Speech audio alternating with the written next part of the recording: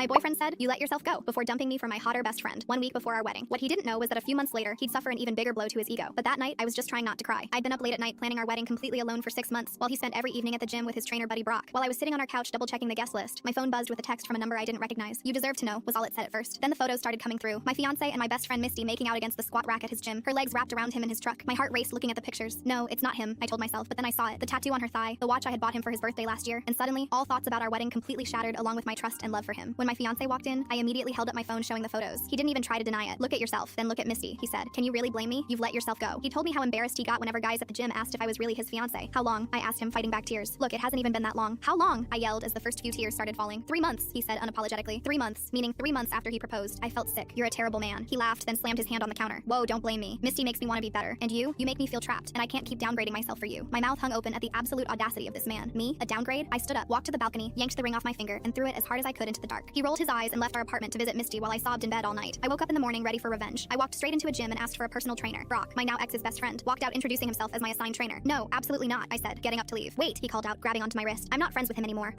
I'm the one who texted you those pictures. I couldn't watch him lie and lead you on." I turned to look at him and saw his sincerity. "I need to get back in shape," I told him. He agreed. "Let's make him see what he's missing out on." Brock started training me 4 times a week. At first I struggled, but he kept pushing me. We talked through the anger while I hit the heavy bag. He taught me how to deadlift while I told him about canceling wedding vendors. And soon, I was a completely different person. Meanwhile, my ex suffered under Misty and her constant barrage of thirst traps and men in her DMs. They posted threads arguing, calling each other out passively over loyalty posts. He looked miserable in every photo she tagged him in, all while Brock and I had knocked out every gym goal and became amazing friends outside of working out. And at some point, all that time we spent together turned into something more. Brock showed up to our usual Friday session carrying a bouquet of flowers, bending down on one knee. "I want to build a future with you. Please date me." We shared our first kiss there, in the middle of the gym while people around us cheered loudly. And compared to my ex, Brock really meant it. Months later, we pooled our savings and opened up a gym of our own exactly 1 year after my supposed wedding day. And what started out as 40 members steadily grew into the hundreds. We managed to build an incredible community of people, but in the mix of the supportive community were 2 names that stood out. My ex and my ex-bestie Misty. They walked in on Tuesday, still arguing, looking completely out of shape and out of breath. And funny enough, he didn't even recognize me. Neither of them did. So I gave them the grand tour of the place, polite like they were any other potential clients. "And this was me before," I said, stopping in front of a before and after photo on our success wall. Their eyes widened, realizing just who I was. "Holy wow," my ex breathed out, looking between the photo and me. "Is that really you?" Misty's jaw dropped. My ex kept staring at me like he was seeing a ghost. "How did you," he stuttered, "upgrade instead of downgrading like you said?" I finished his words for him with a grin. I called over Brock to discuss the personal training regime while their mouths still hung open. Misty was instantly in love, touching his arm, tracing her finger along his bicep, bending over backwards just to look up at his chiseled jaw. "Ooh, personal trainer. Do you do private sessions?" Brock stepped back, holding up his left hand to flash his ring. "I only train one woman." He pulled me close and kissed my temple. My wife. My ex's face turned red, watching the woman he left me for completely ignore him for my husband. He grabbed Misty's arm and dragged her out without a word, avoiding further embarrassment. "Dodged a bullet, huh?" Brock said. I smiled. "No, more like I just upgraded my standards."